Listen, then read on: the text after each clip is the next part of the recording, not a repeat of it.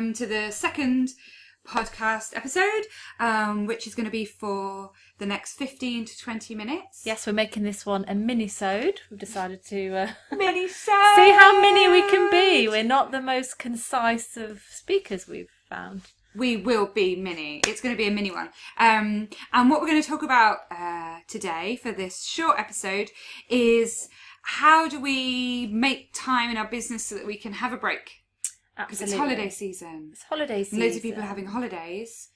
And some people are managing to have holidays. And others not. Yeah. Well, some people have a holiday but then work through it. Yeah, that's the main point, isn't it? And cramming it all together. And this has come from a post that Debbie posted on her Facebook before you went on holiday last week, celebrating the fact that after 4 years in her business, she now feels the point where you can take a holiday, right? And not take your work with you and feel like the world's not going to collapse around you. Like I can have a break. Because I think for the first 4 years, I felt like if I took a break, then all my clients would leave me and that everything would fall apart. And if I didn't answer my emails, it would be the worst thing.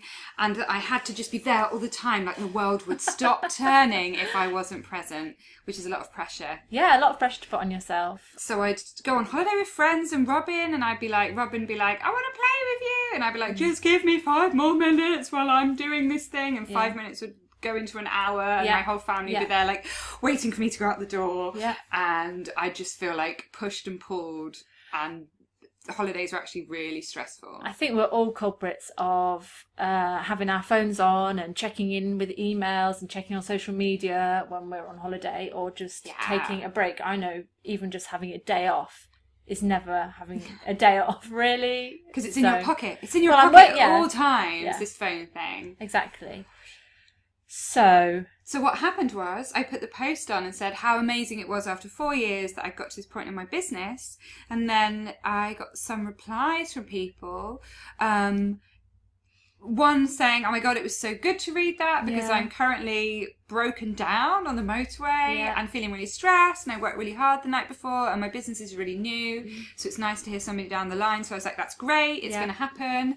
And then a post from somebody who was 11 years into their business and just really stressed and trying to answer work emails on golf courses and like working double time the week before she goes on holiday and the week when she comes back, and just finding holidays actually made things worse when actually holidays are supposed to be there to give us a break so we can come back refreshed with a new view, and just reinvigorated about going back to work and reminding ourselves why we love what we do. Yeah, and having energy, because if you're like running on empty all the time, your business isn't going to work, you're going to end up hating it. Like there's this thing that if you run your business, then you have to be like enjoying it 24/7, and it's like, I've created this business and it's amazing and I love it. But actually sometimes it's a fucking pain in the ass. Yeah. So we wanted to like so we're just going to chat about this actually and our experiences of it. Yeah. And I think one of the things that came out from the lady was that actually her business is stressful all the time. It wasn't just about the holiday, was it? It was seems to be about the balance of the business and that there isn't one. Yes. So that she's working all the time, and she put in her reply, I feel like I'm always a week behind because she used to employ somebody and her business has taken a downturn and now she hasn't.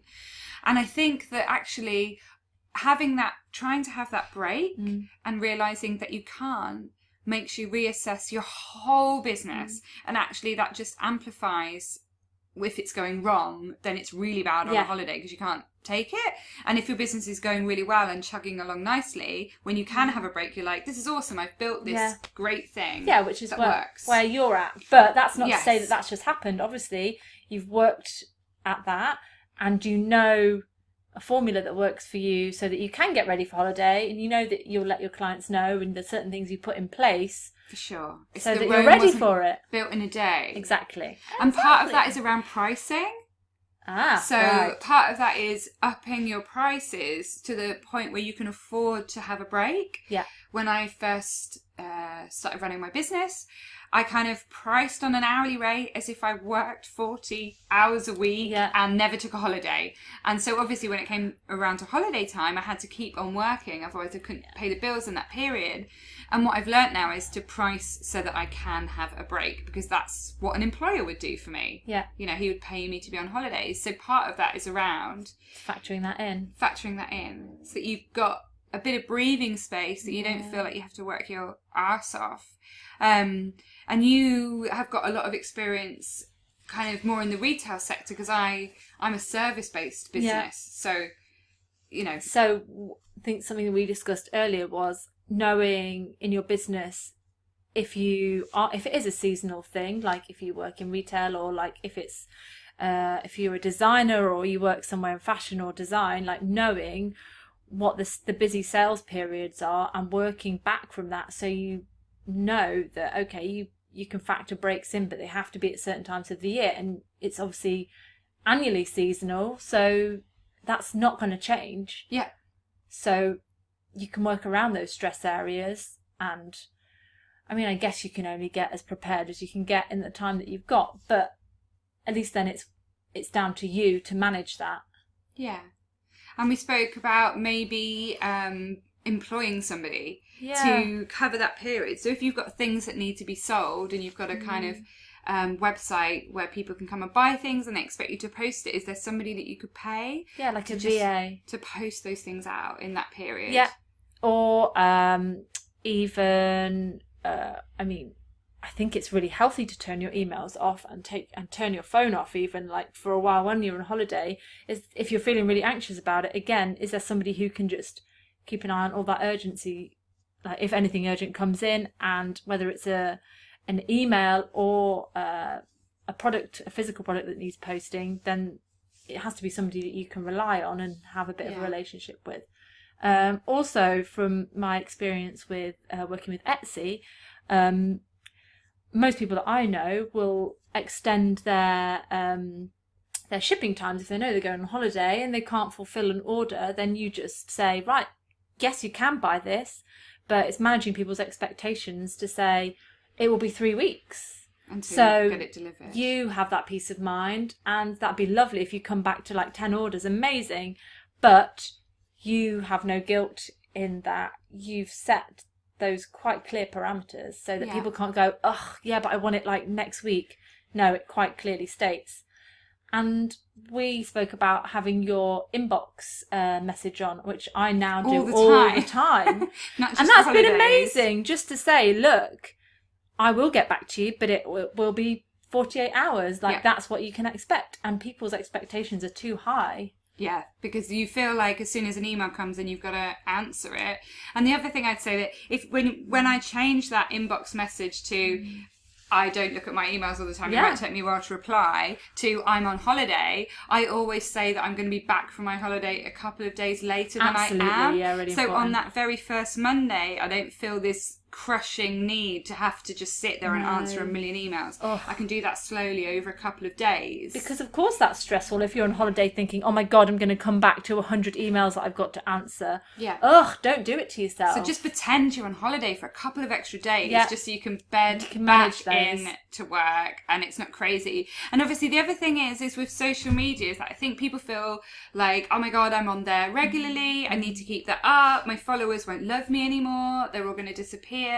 And what I've found really interesting is that I don't publish every day and I don't post things every day, but when I go out and meet people, they say, oh my God, you're everywhere on social media. Not in a bad way, not like a rash. But the perception to the outside world is that I'm posting every day and I'm constantly putting things on social media. Because you're managing it. Because I'm managing it. Yeah. But I'm not. So if you're posting something every day and you feel like you have to keep that going, you don't. Because especially on things like Facebook, as people comment, the posts move around. Exactly. So they'll still be in people's feed. And like, really, nobody cares if you don't post on Instagram for a few days. No. Like, the world won't stop turning. No, exactly. And if it really makes you that stressed, then just schedule. Yeah, exactly. Like, use Buffer or TweetDeck or Hootsuite, or there's tons of tools out there so you can manage stuff so that you've got something going out, and maybe just set aside 10 minutes every day on your holiday to just quickly check your Twitter and your Instagram to just reply to stuff. But don't feel like you're going to be doing that constantly. Or not, I suppose. But for me, I'm like, oh my God, but if somebody replied, I'd had to reply. But actually, it's fine for me to just take 10 minutes and sit down with a cup of tea and go, I'm just going to check this. Yeah. As long as you can define that 10 minutes and go, right now, that's now it. I'm back. I'm back, and you don't let it creep into 2 p.m. and I'll just have a look at 4 p.m. Yeah. I'm just going to go to bed, I'll just have a look, because it can get a bit addictive to just really be really strict with yourself. And then you're not having holiday because your brain's switched into work mode, and that you won't be refreshed the same, will you? Because you're kind of half there, half not there. I had something else then that's completely gone. Some golden moment. No, it's gone. Oh, see, so I think that Amy's having a holiday period in her brain right now, and she's just gone to sleep. So, you know, even when we're not on holiday, our brains can be on holiday. So this is the beauty of life. We'll be editing dead this air. Dead air. Oh God, my face on the camera is dead as well. Oh gosh. But that's the point. Here we go. Got it. We also said earlier that you've cultivated this audience who, through your brand, has got to know you. It's an authentic connection. So they know you well enough to know that, you deserve a holiday because you work bloody hard the rest of the time, and they get to know your personality. So it shouldn't be a shock to your regular clients. Like you're human. Yeah. Maybe it is. Maybe you're just, they think you're a machine. But no, that was my point, was that, you should have that relationship with your audience already so that they... Happy. Exactly, happy. You're having a nice time. Because that's aspirational, right? Yeah, exactly. Look at me on my yacht. When you get back, you can post your amazing photos. Just hanging out with Beyonce on a yacht. Yeah, no. That's not a good look, is it? No. For those of you who are listening on the podcast, I just did a weird kind of She's doing a dance. I pulled some faces. You should definitely check us out on YouTube. It's a treat. Okay, so we're like coming to the end of our 15 minutes talking about holidays. So it'd be really great if we recapped on our advice from our many years of working for ourselves. Yeah, absolutely.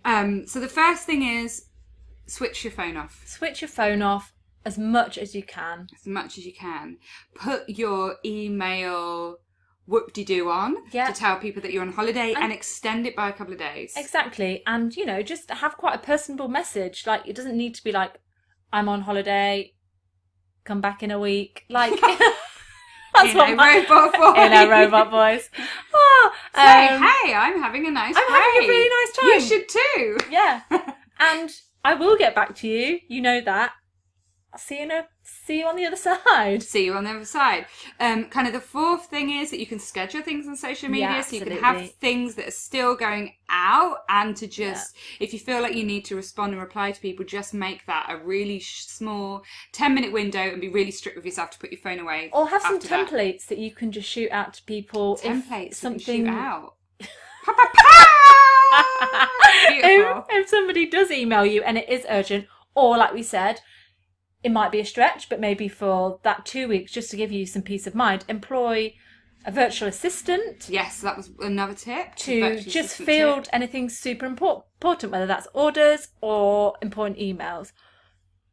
Yeah, and I think the final thing we were talking about was that if you find that you're really stressed on your holiday and you can't enjoy it, then actually that's probably indicative of what's happening over your whole business. Yeah. And when you get back, maybe you need to have a look at your business model and the way that it's working, and the fact that you're not being a very nice boss to yourself. Like, if somebody else treated you like that, if you were in paid employment and they never let you have a break and they constantly attach you with emails, you'd be like, no, get out of here. But because it's you, so you have to be kind to yourself. And maybe that means working with a coach or somebody who can help you see what's going on and help you build a business that means that you can be kind to yourself and you can have breaks. Having that outside perspective is super important. And also, these rules should apply throughout the year so that you can have that balance as an ongoing, concern. That's how it should be. So don't let it just build up until just before you go on holiday. No, we want more holidays. Oh, This is why we're self-employed. Exactly. I was reading about some like American crazy expensive business coach who's like a millionaire and she works 2 hours a day. Wow. Exactly. Now, maybe we don't all want to do that, but like there does have to be a point in your business where you can kind of put your foot off the gas a little bit and have built it to a point where you can start enjoying it. Yeah. But don't expect it to be that easy at the beginning. I think that's it also. Rome was not built in a day. Exactly. Slowly, put the camel in the pot. I've not heard that one before, but that sounds like a lovely place to leave it. Okay, thank you very much for joining us. Enjoy your holidays. If you're going on one, and tune in next time for an interview with another amazing woman in business. And who have we got? We could say, couldn't we? Yeah, why not? Woo!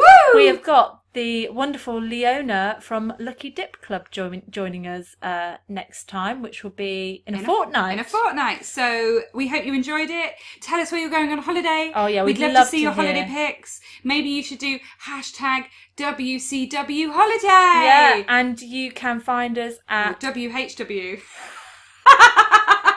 You can find us at www.dotting Women Who Create UK. It's .com. I said it was .co.uk last time. It's .com. Women Who Create UK.